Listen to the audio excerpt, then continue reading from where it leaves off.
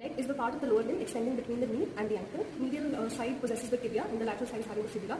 Introitious membrane, connectia and fibula is present. The tibia, fibula along with the introitious membrane and the two intermuscular septa, that is anterior and posterior intermuscular septa, divide the leg into three compartments, anterior, lateral and posterior compartment. Today our major focus will be on the anterolateral compartment of the leg. Major landmarks of the anterolateral compartment of the leg are firstly the two tibial condyles. Then we have the tibial tuberosity, which is 2.5 centimeters distal to the knee joint. We also have the lateral malleoli and the medial malleoli. So beginning with the dissection, we make the incision extending from the tibial tuberosity downwards along the sinus curvature of the shin of the tibia towards the middle toe. And then the second incision is taken as the transverse incision, which connects the two malleoli. And a transverse incision also taken along the root of the toes.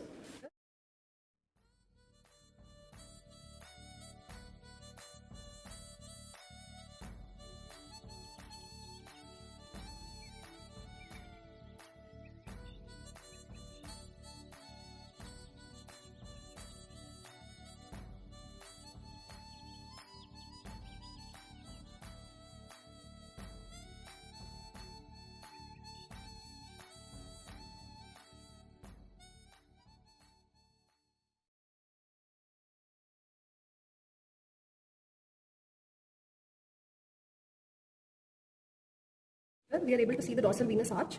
Laterally, the dorsal venous arch continues as the short saphenous vein as it passes behind the medial malleoli. So this is the superior retinaculum, inferior retinaculum. Superior retinaculum attaches on the anterior border of fibula laterally and on the anterior border of tibia medially. The inferior retinaculum is a Y-shaped retinaculum which attaches laterally onto the calcaneum, and medially the superior branch is going to attach on the medial malleoli, and the inferior branch, inferior stem, will continue along with the plantar aponeurosis. So this is tibialis anterior, taking origin from the anterior border and lateral surface of the shaft of the tibia, and it is getting inserted into the infromedial aspect of the base of the first metatarsal along with the medial cuneiform. Then we have the second muscle, which is the extensor hallucis longus. Extensor hallucis longus takes origin from the middle 2/4 of the medial surface of the shaft of the fibula and getting inserted into the dorsal surface of the base of the first metatarsal. Then we have the extensor digitorum longus, which is taking origin from the whole of the upper 1/4 and middle 2/4 of the medial surface of the shaft of the fibula, and it is getting inserted into the middle and distal phalanges of the lateral foretoes. And then we have the peroneus tertius, which is taking origin from the anterior surface of the lower part of the shaft of the fibula, getting inserted into the dorsal surface of the base of the fifth metatarsal. Apart from this, the artery in this compartment is the anterior tibial artery.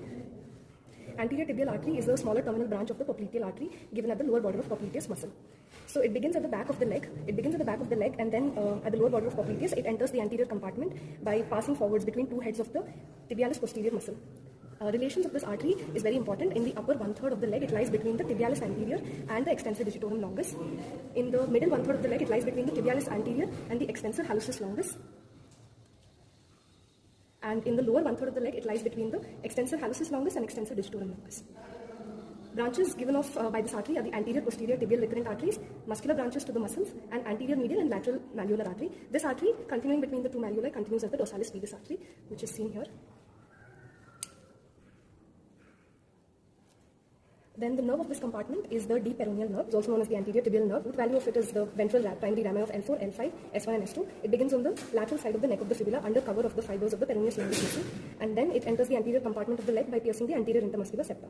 The branches given off are the lateral terminal branch, which runs laterally and ends in a pseudoganglion deep to the extensor digitorum brevis muscle, and the medial terminal branch runs forwards and ends by supplying the skin of the adjacent side of big and the second toe. Lateral compartment of the leg is mainly the neck extensors of the leg. It consists of two muscles, peroneus longus and peroneus brevis. This muscle is the peroneus longus.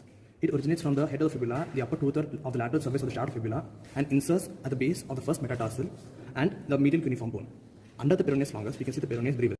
It originates at the lower 2/3 of the lateral surface of the shaft of fibula and inserts at the lateral surface of the base of the fifth metatarsal. These two muscles are supplied by the superficial peroneal nerve. The lateral compartment of the leg is supplied by the superficial peroneal nerve. The superficial peroneal nerve is one of two branches of the common peroneal nerve given at the neck or the fibula. It has a root value of L5 and S1. It descends for a short distance between the peroneus longus and peroneus brevis muscles, and then lies in the groove between the peroneus brevis and the extensor digitorum longus. At the junction of the upper 2/3 and lower 1/3 of the leg, it pierces the deep fascia and divides into the medial and lateral terminal branches which reach the dorsum of the foot.